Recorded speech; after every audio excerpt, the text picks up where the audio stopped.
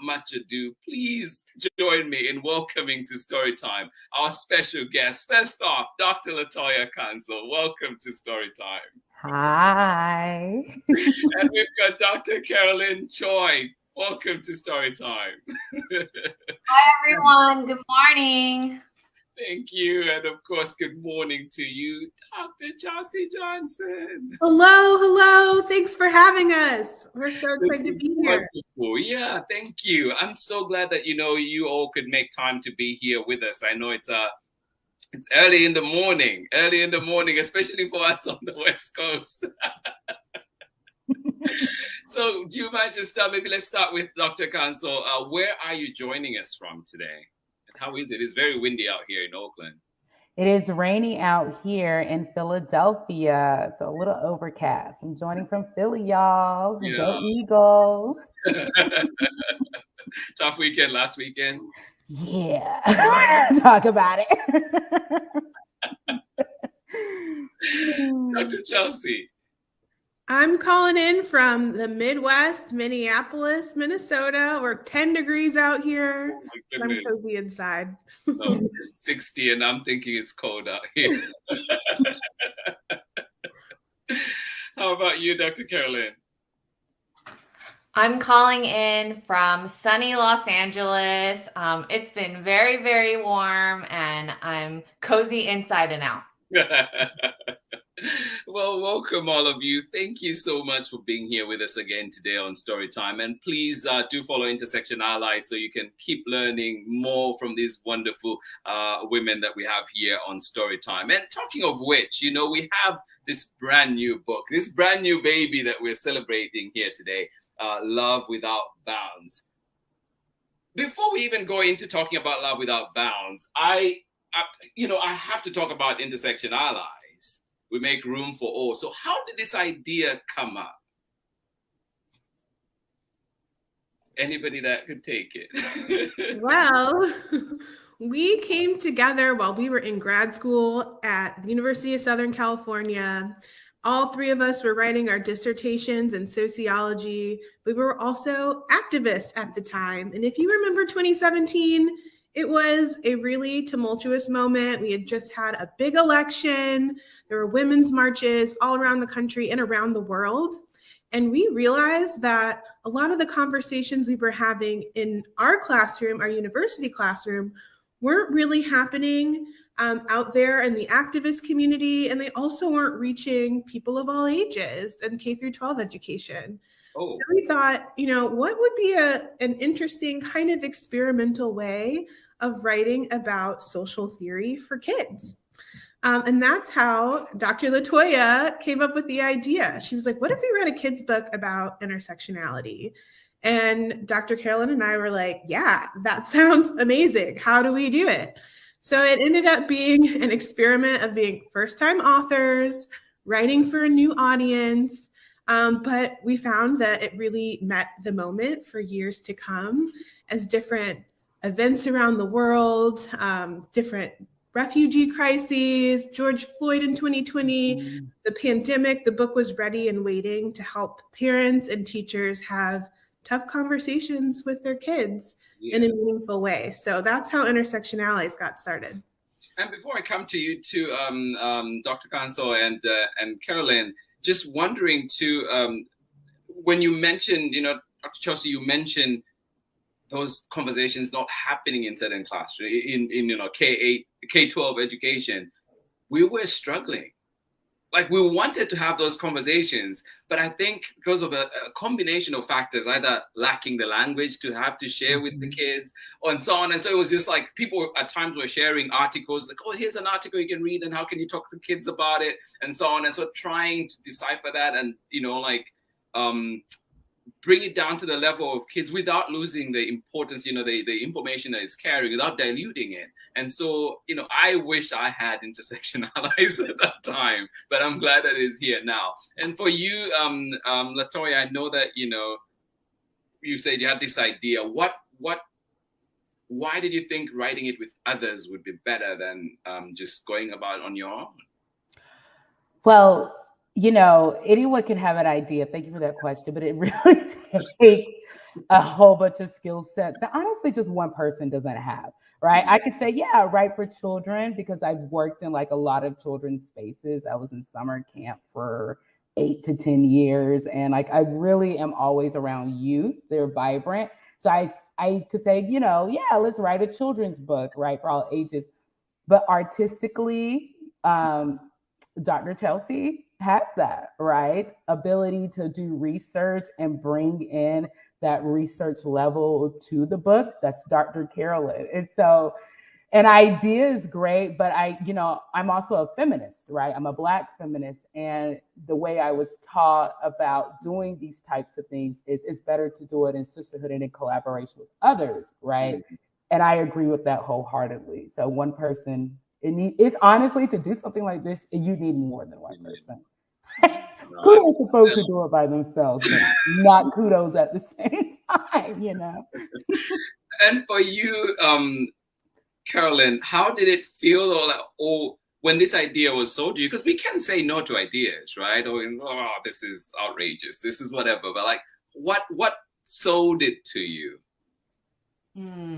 Well, actually, it was an idea that organically came out of us being in discussion and conversation with each other in our feminist classes. So we were taking feminist theory together and we were going to conferences, feminist conferences, and then just kind of feeling a little bit of a gap where we were having these vibrant discussions in these academic conferences, but that it was really like missing in translating this for the broader audience who really needs this right now, right? And so it was an idea that like came about really organically. We were all thinking about public sociology, which means like being able to share sociological concepts, understand our positionality, you know, our origin story, putting that all into context with social structure as well as identity, right? And so for us, it was all about, you know, like how can we be able to like bring this to everybody, right? Like this is super useful.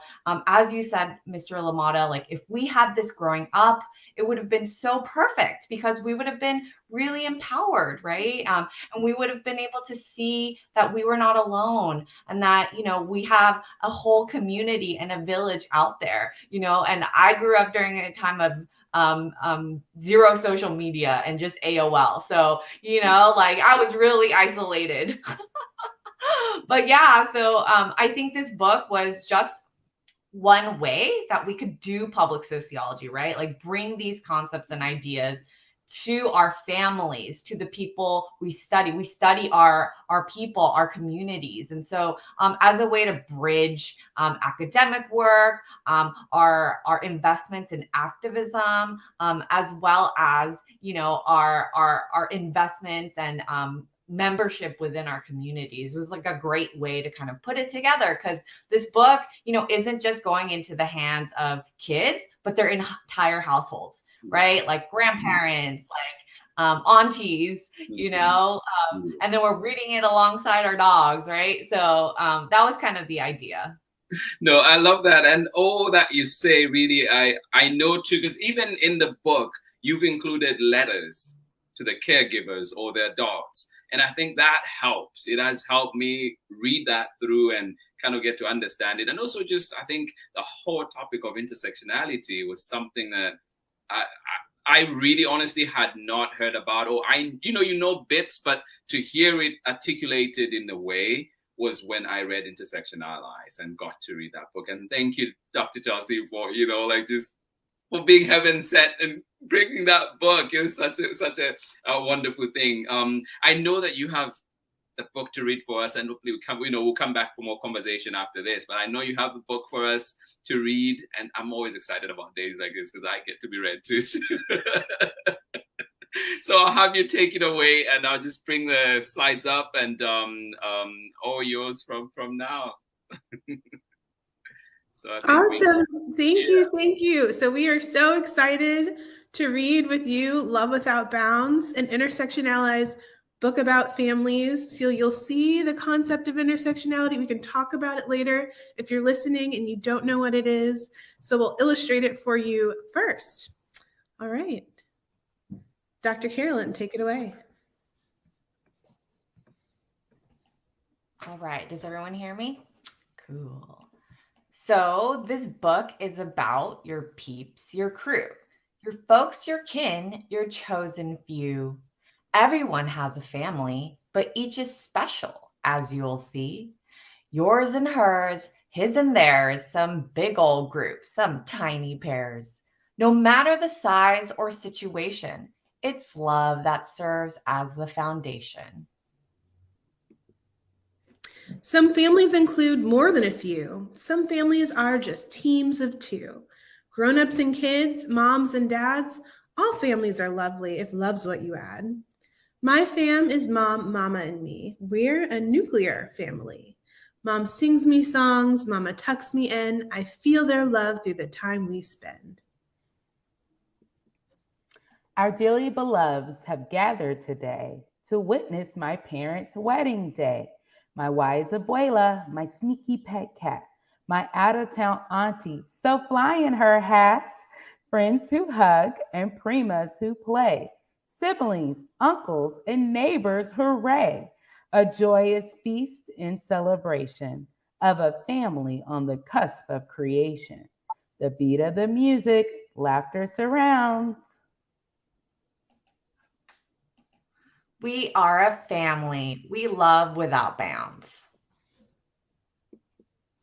My folks told me the coolest thing. Next year, I'll have a new sibling. What will they like? How will they be? Will everything change when it's not just me? One thing's for sure, I'll do my part and share the love that's in my heart. And when the baby starts to grow, I'll teach them everything I know. Through thick and thin, through lows and highs, siblings can be the best allies.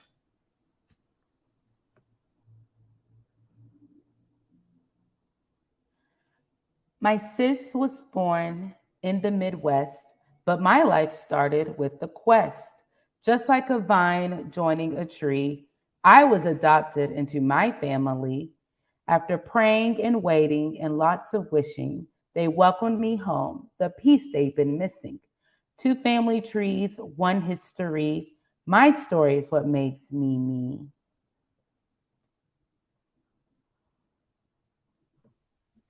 In my loving family, 2 legacies created me. When flower buds start to appear, our freedom holidays are here. A Seder marks the start of spring, and on Juneteenth we proudly sing, lift every voice and sing till earth and heaven ring. Over barriers that made us hurt and hide, to this place where we can love with pride. Now let's pause here because happy Black History Month, everybody. Here we have one of my favorite holidays, Juneteenth. So this page is all about traditions, and one big tradition in my family is celebrating Juneteenth, the day when some of the last enslaved African Americans in Galveston, Texas, learned of their freedom over 2 years after the Emancipation Proclamation was signed. So now every year, my husband and I invite all of our friends over to Minneapolis for a weekend-long celebration of Black joy. So I know many of you might have traditions in your family that you hold dear. I'm curious, Dr. Carolyn, Dr. LATOYA, do you have a tradition you want to share? Maybe even Mr. Limata, if you want to pop back in and let us know a favorite tradition of yours. Yeah, well, I'll start. I think for me, it's just would always gather back home whenever it was around April, just have some good meals. And it was not named, but we just knew we came together. We came together and it was rice and potatoes and everything was just, yeah, you can't beat that. Chicken, yeah, it's just every time. And even now when I go back, I think we're almost every time trying to recreate that, just that coming together with all my cousins and sisters. I love that so much. I think all traditions like that show the values of our families, the value of togetherness, of spending time well spent. LATOYA, I see you're off mute. You want to share a favorite tradition of yours? Yes, so every Christmas or December, my family's really into popcorn. And so we will always eat popcorn together over Christmas. That's like our big family snack. I love it so much. I love it. Well, before we move on, I do want to mention Lift Every Voice and Sing. If you're at home, wave at the camera, wave at the screen if you know the song. This song was written by one of my favorite poets, James Weldon Johnson, in 1900, the Negro National Anthem. And it is, if you look it up, read the lyrics, it is one of the most beautiful pieces of poetry ever written. And for the last 123 years, it has inspired groups of activists over and over again. So just one of the things that we hope that you carry on and explore with your family after the book. But without further relation, what did you say? any relation with Johnson? I hope so. I hope so. If a little bit of that brilliance can rub up onto me, I would love that. But you know, I've got probably one of the most common names in the history of this hemisphere. All right, I'll leave you to it. All right, let's keep going. With each generation, our love compounds. We are a family we love without bounds. My Nanai is just an ocean away in a place I'd love to visit one day. When the sun sets here for Grandma and me, it's tomorrow across the big blue sea. Ding dong goes the sound of our video chats. We goof off and giggle in our matching hats. Some people might think if a parent is gone, their love and care has also moved on. But the biggest love a parent can give is a sacrifice so their family can live. They had deployed my dad to a faraway place, miles from our home here on the base. We watch the news both day and night. I whisper, "Daddy, I hope you're all right." We've got each other, but my whole family misses the warmth of his hugs, the itch of his kisses. We march and pray for the wars to cease so all of our families can live in peace. Congratulations. Come take your degree. You've graduated from Ally Academy. So I move my tassel from left to right, throw my hat in the air and smile bright. A bus ride away in a distant town, a big part of my world jumps up and down. When I hear his voice, I wipe a tear. Today was perfect, except I wish Dad was here. He's my biggest cheerleader, and bottom line, this achievement is his as much as it's mine. So we're going to pause here for a minute, and we're going to do some little reflection. So if you've noticed, the last 3 pages that we read to you, we're talking about families who are trying to find ways to love across space and time, right? And so those are other different family forms that we want to honor and make sure that we show in the book. And in this page specifically, you have someone who's trying to figure out a relationship with their dad while their dad is incarcerated in jail. And that's really, really hard. And if we think hard, we can relate to some of these experiences because we just got on in a different phase of COVID-19. And if we can remember, we all had to figure out ways to show up for family across space and time with the pandemic. Dr. Chelsea, do you want to kind of like talk about that a little bit for us? And Mr. Limata, if you want to pop back in. Sure, yeah. My family was definitely trying to reimagine ways to show love during the pandemic. I remember in July 2020, my niece was born in Seattle. I was far away. My parents were in North Carolina. My other brother was in New Jersey. And in a moment like that, my family is the first to show up, be there, help everybody recover, cook a meal. And we just couldn't do that this time around with the state of the world. So, we improvised. We were like, we will send an Uber Eats, a DoorDash, an Instacart so that every single day they have food on their doorstep. And so reimagining ways to show love across distance and time is, yeah, now that's become a tradition. We have had 4 more babies. I'm about to have a baby any day. And now this like virtual meal train is just what we do. So it's kind of amazing that there's some new ways to be there that could have always happened, but now reimagined to help us love better as a tradition. But so Mr. Limata, any ways that you think about showing love across space and time? Oh yeah, all the time. And you know, you mentioned coming into the pandemic. That was one of the things, I think, one of the really hardest times of my life, because I was thinking of the people, and I think at that point too, there was this fear, like, how will this disease, you know, like, how will it affect African countries, for example? And, you know, like, there was this whole thing of like, well, you know, infrastructure, medical care, and so on, how will it affect that? And I had that fear for my own family, because most of my family are there. And so just thinking, like, how are we going to deal with this? And thankfully, you know, like in all, it's like, there was just so much that I think that the medical system was able to withstand, because of structures that had been built in place over a long period of time of dealing with different epidemics and so on. And so that for me was a big worry at the beginning, because you remember, we were washing everything, we were wiping down, you know, you get your DoorDash or whatever, you're wiping it down, and then they were worried about me because they kept hearing in the news how much was going on here.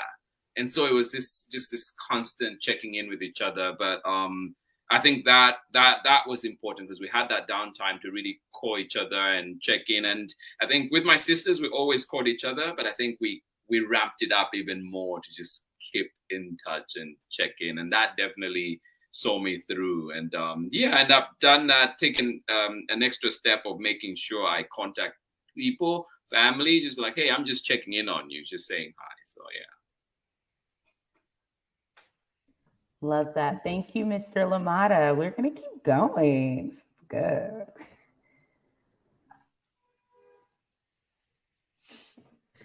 Some families like mine change over time. When my dads got married, our families combined. My bonus dad came with kids of his own. Who would have thought I'd miss playing alone?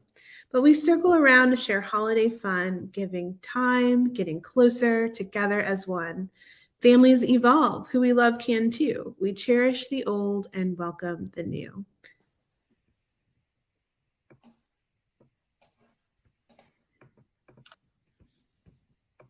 School days with mom, weekends with dad. My parents made the best choice they had. When they split, everything changed. In fact, my entire life rearranged. Boxes and toys, new apartments and houses, new rules, new schools, and even new spouses. But in choosing themselves, they both chose me. We'll always be a family. I'd like to pause here for a little bit on Baby CAROLYN's page and introduce an important point, that families aren't always warm and happy. Sometimes really hard things happen to and in our families. And a lot of the times we don't have a say over why. And so a little bit of background behind this page. My parents got divorced when I was young, and I mostly grew up with my mom and my younger sister. And growing up, I used to feel ashamed about my dad not being in the picture. But it was actually later in life, during COVID, as well as the writing of this book, that we ended up reconnecting in a really special way. I got to be there for him during a really difficult period in his life when he was diagnosed with stage 4 colon cancer. And so writing this book and also reconnecting with my dad, this really taught me how important it is to honor both the difficult feelings as well as understand the power of reconciliation. And so, you know, that difficult feelings about parental separation can really coexist with healing. And so that's why I decided to name the family on this page after my own, the CHOIs, as an act of memorialization of my family and everything that it's gone through. So it's a very special page to me. And, you know, I know this feels very heavy, But if this brings up any feelings or experiences for anyone, please pop in the chat, and feel free to share if you'd like or feel comfortable. How about the authors or Mr. Limata? Is this like bringing up feels for you?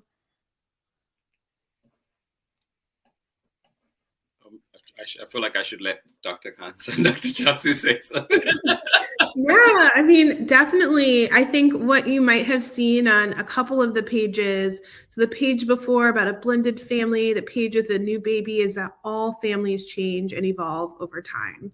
Families grow, families rearrange, families shrink, and all of those can bring up big emotions.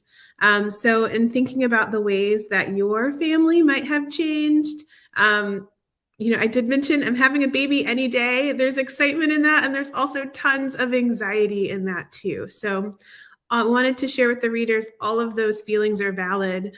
Change is hard. But as Carolyn's story showed, like change also opens up new opportunities for relating to our family in new ways. So both of those things. Yeah, for me too. I think like definitely feelings come up. I grew up with my mom, and but I think even if I had to choose, I would not pick a better parent. Like she was just like, my mom was independent early, and I think she ran her household that way, like really instilled a sense of independence, but still with structure. And it was just so much that I learned from her in terms of just self-discipline and being true to yourself, and so much that that I think I got to have a great relationship with my dad, but I know that I think I am very much my mom's child, and so much that I do is shaped that from that. So yeah, as you were saying that in here, and I remember too as a kid feeling, because everybody would talk about, having both parents or this, or, like even just seemingly having, better things at school, whether it's better shoes or what's in like better shoes and so on. And you're thinking like, wait, but there's only one income where I come from, and we can't afford that. But, like there's so much more that I gained from my own family that I think I wasn't focused on at that time. And now that I get time to look back, I'm like, oh, wait a minute, I had so much more to offer. Oh, that's beautiful. I'm also my mom's kid.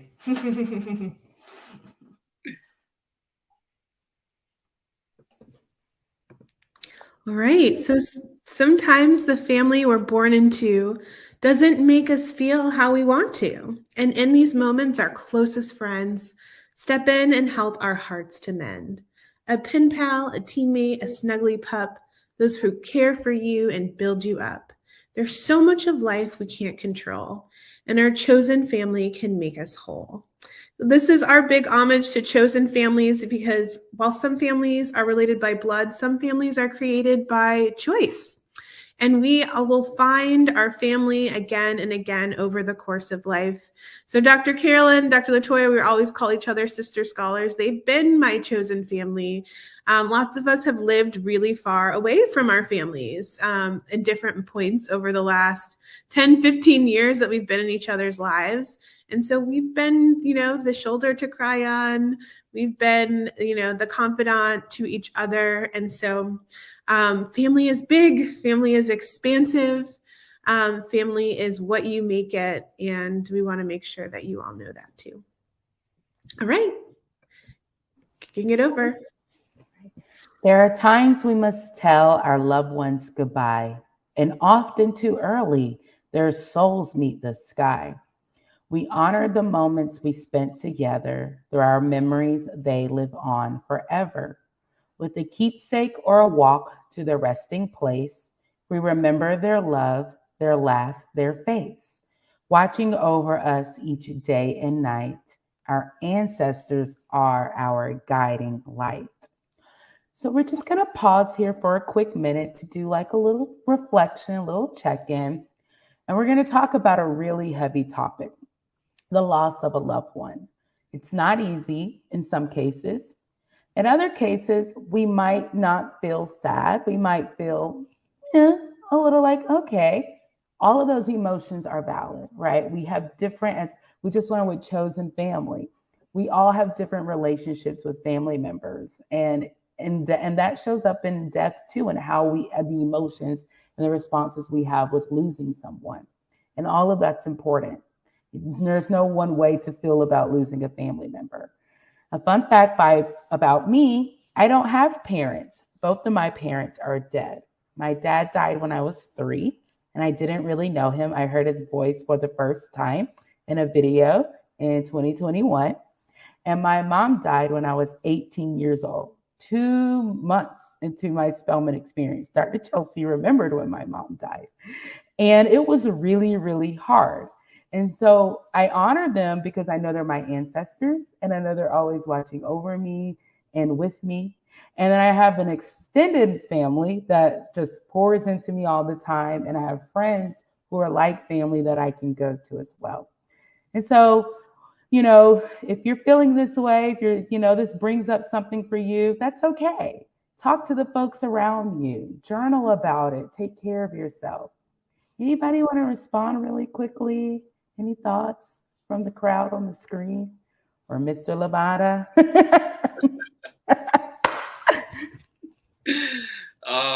No, so much that just resonates. And and you mentioned, I think I'll just piggyback on that point you mentioned about at times losing family members and feeling a certain way, or feeling, looking at the other person, like, how are they feeling? And we all show emotion in different ways. And I think one of the ones for me was when I lost my grandma, my mom's mom. She was my buddy. She was my friend. Like, this is somebody I would live with for so long. And I saw my grandma. She was a trooper. Her husband died when my grandfather, who I'm named after, died when she was pregnant with their last child, my uncle. And so she raised, or at least, her oldest kids were in high school at the time. So she raised all these kids and looked up, took care of them. And she never remarried. She just focused all her energies on her kids. And us 2 grandkids, taught me so much. But to have lived with her, and then she suffered a stroke in 97.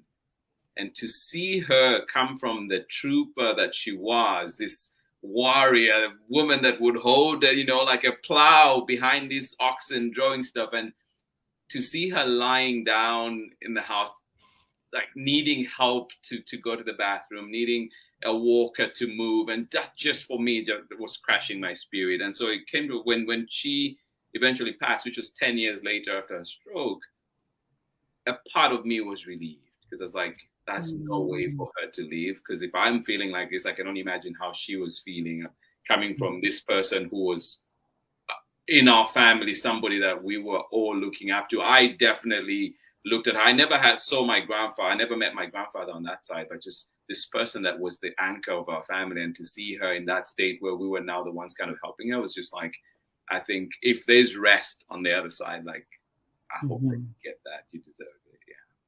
Yeah, that's beautiful. I connect with that, with losing my great aunt recently. She was fine, but then she was tired. And so it's like rest for her on the other side. Thank you for sharing, Mr. Limata. Oh, absolutely. And that's it too, that we have a comment too from.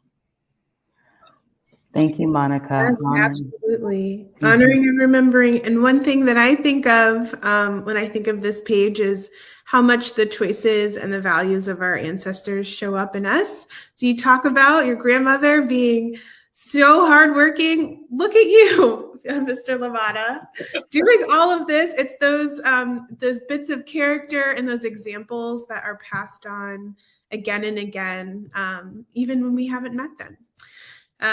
Sometimes when we see that example, it's those values that get passed on through our families too. So that's another way to honor and remember and celebrate their influence on us through the generations. Yeah, thank you. All right, Dr. CAROLYN.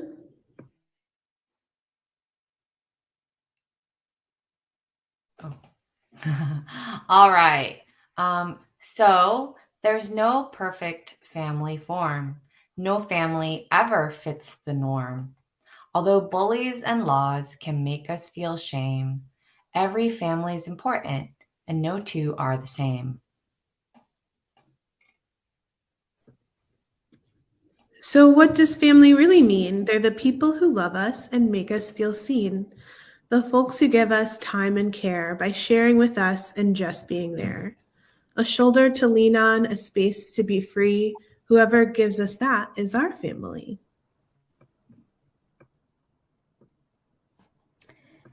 In faraway places or right next to you, those yet to be born and who've passed on too.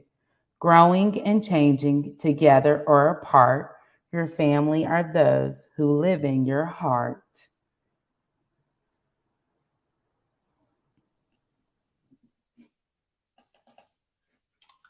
And can we say this all together? To the loved ones we miss. And the new kin we found.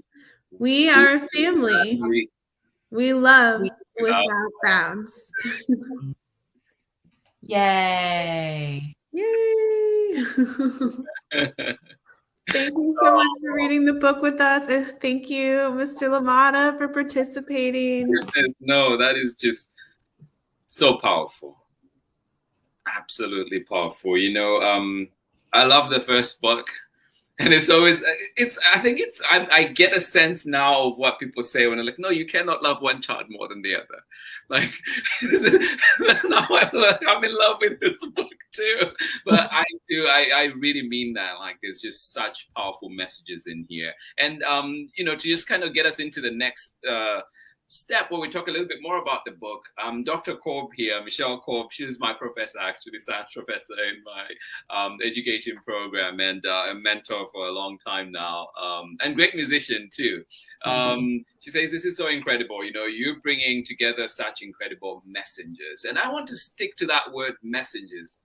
What is your message? You are messengers and you're bringing us this. What is your message?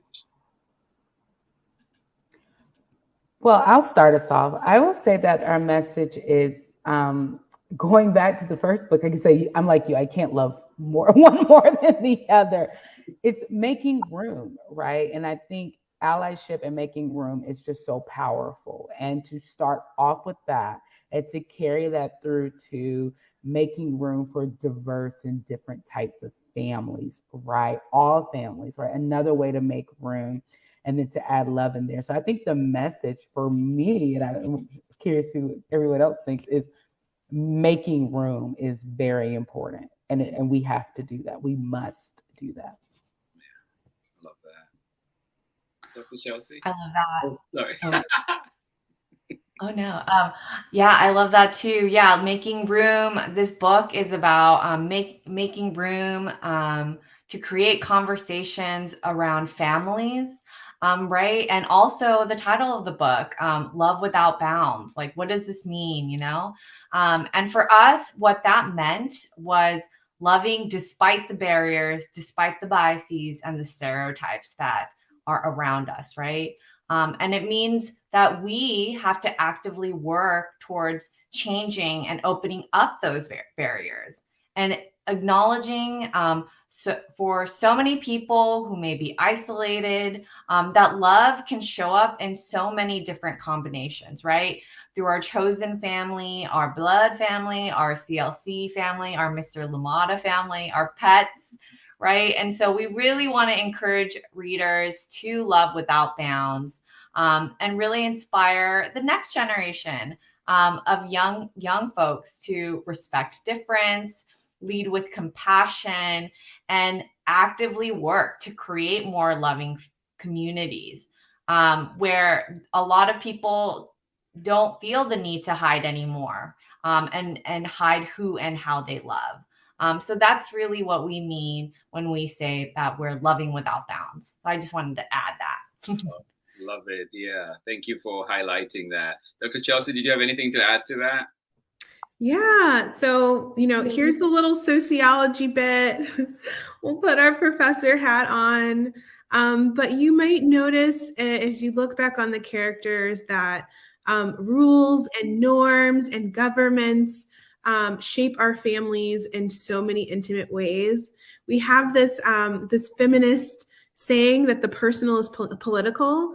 So oftentimes we think about our families as like just a personal thing, just you. It doesn't have to do with broader society, when in fact it really does. So when you think about incarceration, deployment, the family that was separated by a national border, where they were Zooming to stay in touch, who can get divorced, who can get married. All of those things are rules and norms that can change and have changed. So if you think back to the page where we sang the Negro National Anthem, Juneteenth, the Mayo Sachs family, the word loving on that page was capitalized and italicized to remember Richard Loving and his wife, Mildred Loving, who challenged the Racial Integrity Act in Virginia all the way up to the Supreme Court and made it so interracial marriage could be legal. And it really wasn't until just a couple months ago that the Respect for Marriage Act was passed and codified that into the Constitution. And it took another, 48 years from Loving versus Virginia for same-sex couples to get that right. So those things can change. They do change when brave people challenge the norms and the stereotypes around them. And so when we think about loving without bounds, it's also, a call to action to make our communities safer, more affirming, more loving for all of the ways that people do love. So things can change from here. And it's up to us to make sure that they change in a direction that is that's helpful and loving to all. Yeah, no, I love that. And, like in just highlighting in the book, you mentioned, I think evolution is, what was it? Who we love can too. Evolution is changing, I think, was it? Or evolution in thinking. And so, and who we love can too. And I just want really, I appreciate you highlighting that, because it is that, it is a process. It is so much, it's work. It's an active thing. And so thank you for highlighting that. But I also wanted to mention too, you mentioned in your letter to the readers in the book, you say how, you mentioned that we want to push those social systems to honor what we know to be true. But then somebody out there might be wondering, how do I play a part? But I'm just a kid. But I'm just, like a lowly worker, a lowly person. I'm not in the high offices, the corridors of power. How do we push for change? How does each one of us play a part? I think it's through love. It's through accepting other people, understanding that we all have differences from one another. That doesn't make you better or worse or good or bad. But in your own classrooms, in your own communities, in your own playgrounds, opening up your friendship circles, your communities, your sphere of influence, to love those around you. So I know we talked about, a couple of us feeling ashamed about what our family looked like or who was or wasn't there. And being the person on the other side of that doesn't reaffirm that or, push people into that feeling. Like we can do that by recognizing that all families are different. No two are the same. And we're not striving to be the same. We're just striving to be loved and respected and included. So, your sphere of influence, your classroom, your sidewalks, your playground, those are all spaces where you can actively show loving without bounds to those around you. True to that. Anybody want to add anything, Dr. Caroline, Dr. LATOYA? Yeah, and this just this dovetails with the concept of making room. In one of our elementary school talks, we had a conversation with a girls school 4th grade classroom where they were making room, making people feel seen and comfortable by challenging the dress code. And so that's kind of one of the ways in which we can show respect towards one another, and we can make them feel comfortable, and we can include them as a part of our classroom family so that nobody feels left out, right? And so those are kind of the concrete ways in which young people can see themselves as active agents in you know, making room as well as creating that sense of community in any space they enter. Mm. Yeah, that's so true. Dr. LaToya, anything? I just say this is good. This is good. I agree with you. And just also too, you know, like you mentioned, I think it was Dr. Chelsea, you mentioned brave. You used the word brave in response to one of the questions. And I was just wondering too, in that, you know, you talk about adoption. And I remember too, even just thinking about when I was growing up, all we thought about adoption was, oh, it was some poor kid that needed a loving family, and not thinking about it in a more, you know, like in a way of how these relationships were about. These families came together. You just thought of it in one way, where it's like, oh yeah, this is like this. Oh, this poor kid. And so just thinking, like you mentioned adoption there, and you know, like I appreciate you for normalizing it, talking about it in this book. And then you also mentioned school days, I'm with mom, weekends, I'm with dad. And we know that families are, oh, you know, like they're different. So, and then, you know, you mentioned my dad. You know, I'm with my mommy and my mama, and you know, like all these diverse families.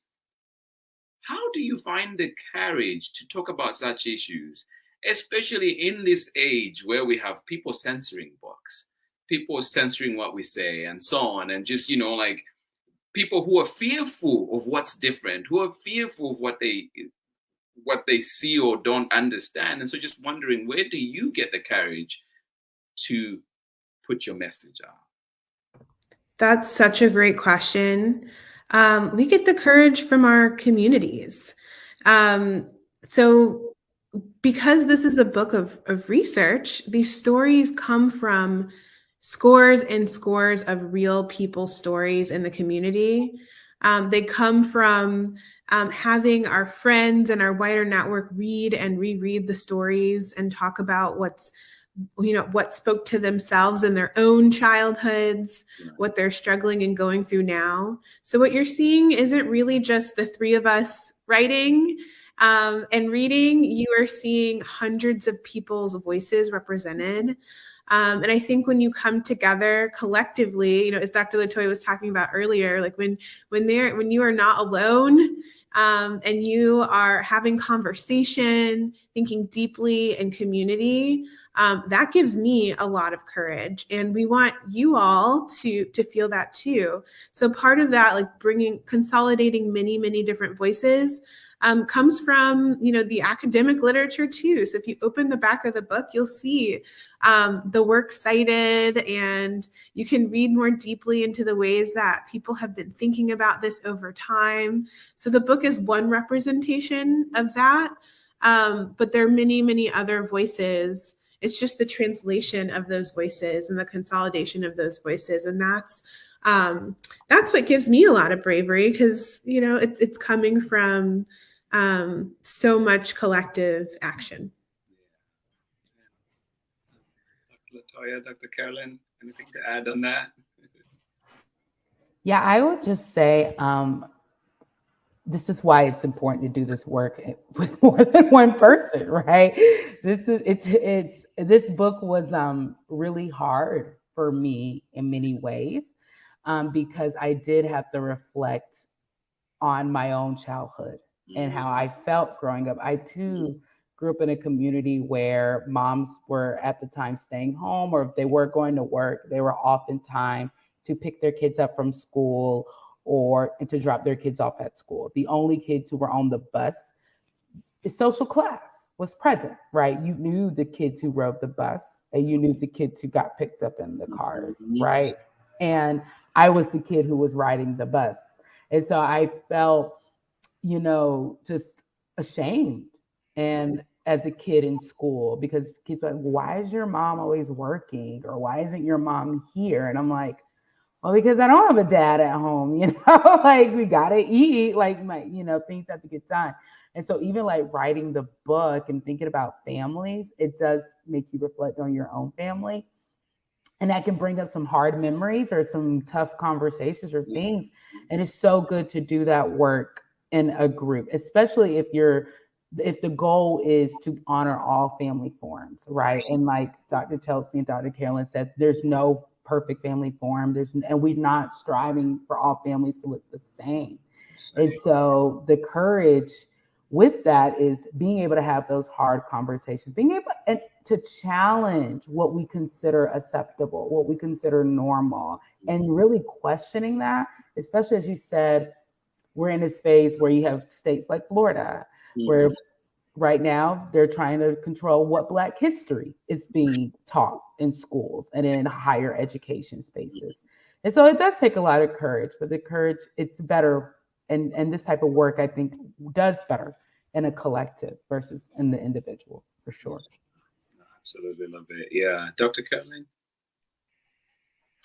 Yeah. To piggyback off of Dr. LaToya, this book and writing it was one big therapy session for me. Just to be able to think back to my past, like remember, commemorate, the sad and the happy moments, right? And so being able to go through that process of remembering that and not, like growing up, I think I oftentimes kind of like really like, like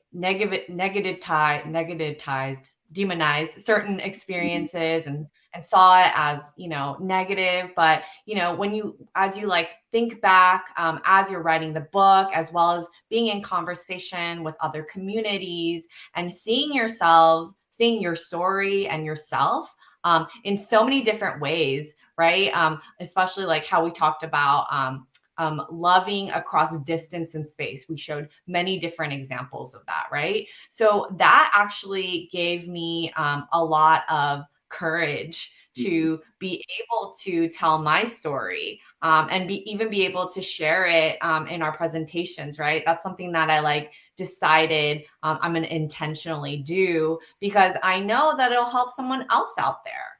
And so I think it's like the process of making this a brave space, creating that safe space for us by making it a brave space that really helped in terms of, being able to talk about this stuff, very, very personal stuff that, is really, really hard to bring up in the classrooms or even in your social circles, even among your friends, right? I feel like it took me adulthood to be able to really talk about my family in an open way. And so for me, I think it was this whole process that allowed me to bring it into this full circle moment with the book. Yeah, no, I appreciate that. Thank you all for sharing. And, you just, when I say this book is just powerful and I appreciate it, and reading it today, reflecting with you all too. I think Dr. Carolyn, I'm with you on that. It's just brought up so much. And it's not so much as pain or looking at those things. No, it's actually a joy because it is kind of a release, being able to share this and talk to you all about it. And so with that, as we, wrap up, just thinking too, how do you self-care with looking at material like this, researching? I'm sure you're dredging up all this stuff that you have to carry and hold. How do you self-care? Maybe we'll start with you, Dr. Carolyn, and then go to Dr. Kanso, and then Dr. Chelsea on that. But how do you self-care on a daily basis, or even after looking at material like this and coming back? How do you center? Oh my goodness, that is a hard question. I feel like I still don't have a good handle on self-care, I have a hard time balancing things in my life. But definitely for me, I'm currently caring for my father, and it's hard because he's stubborn, and we're figuring out our relationship. But I take breaks. Sometimes intentionally, sometimes unintentionally, because things might happen and he might need space. And, I try my best to just kind of come back together. It's often through a meal at Sizzler, our favorite place, and just kind of talking through what happened. Also spending time with my pups. They have been my saving grace throughout grad school, as well as just navigating academia. And then, of course, just coming together with my sisters, Dr. Chelsea and Dr. LATOYA. I can turn to them for anything. And so for me, it's really kind of the social aspects of self-care that have allowed me to, you know, be here. Appreciate that. Yeah, Dr. Conso. Well, I often burn Palo Santo in my house. Dr. Carolyn would know. She lived with me for a little bit, but for real, I would say it would have to be. So I chant. So I identify as a Buddhist Christian, and so for me, that is a form of self-care. When I'm in a space where I just feel like it's just really getting really hard, I would go. I mean, I do that daily anyway. It's part of my daily practice, but I do a little more when it's really, really hard, and that really centers me. Just chanting, you know, and saying Nam Myoho Renge Kyo is a very important part, and it's a part of my identity. And baking, when I don't like to eat this stuff because I can't really have carbs like that, but I love to share it with others. So I bake, I cook, and I chant. Yeah. Oh, I love it. But also just want to say something on that too. Thank you for also showing us that being a Christian or Christianity does not mean you putting that others down. Because I feel like there are others that use this as a tool to hurt others, to push hate. And you know, and I had this conversation with a friend too recently who was saying, I am a Christian, I identify as a Christian, but I'm not out there to push it down on anybody or to say, you know, if you're not living like me, then you're not. Like, yeah, like, so it's about me. I need to reflect on what I'm doing. And so I really appreciate you highlighting that, showing that in the way that you're doing. Thank you, Dr. Chelsea. I am in a very deep moment of self-care right now, just because babies could come anytime. So there's lots of like physical self-care I'm doing, of like moving my body. And then lots of like, you know, mental space centering self-care. So doing tons of meditation, hypnobirthing, lots of affirmations too, just telling myself like, you are strong, you are cared for, you're making good decisions, like saying those affirmations in present tense, like I'm doing it right now, you know, by living, I am doing it and I'm still here. So yeah, I am deep in a self-care moment. Mr. Limata, do you have any self-care practices that you want to share? I do. Music. I listen to music so much, and just playing sports, but I like time to myself. So I find that I have so many, like most of the times people will say something and I have something to say about that because I've either read it somewhere or listened to it somewhere. When somebody mentioned the, you know, chosen family, and it's like, well, it's in the book, but also I think you talked about it in our conversation, and immediately my thoughts went to this saying in one of the languages back in Zambia called Bemba. And they say, if it was like that translates into friendships surpass family. And so as you were saying that, I was like, yeah, there are definitely moments that it is like that. There are friends who hold you down even more so than your, you know, blood family or the family that you're born into. But yeah, so yeah, no, for me it's music, and I will belt out tunes that hopefully not many ears get to hear. But good for me. That wasn't you on the intro then, was it? No. Okay. I'm like, okay, Mr. Limata can sing. Look at that. No, that's my friend Tim. But yeah, no, self-care for me is definitely my music. I listen to so much music and just, yeah, sing along. But yeah. Thank you for that. And thank you for sharing that. And just before we go to just a quick reminder to everybody that was joining us today and those that will join us later on, that we did have the amazing Dr. Trio of Dr. Chelsea, Dr. LATOYA, and Dr. CAROLYN here with us on Storytime, talking about their brand new book, Love Without Bounds, an Intersection Allies book about families. So please find these copies at your local library, or indeed, if you're able, find them where you find books. Thank you so much for joining in. And also remember, too, that you can follow them at these handles. You can find them, of course, they are the CLCcollective.com. And you can also find the book at DOTTIRpress.com, Love Without Bounds. So please go there and find the book. And of course, you can also follow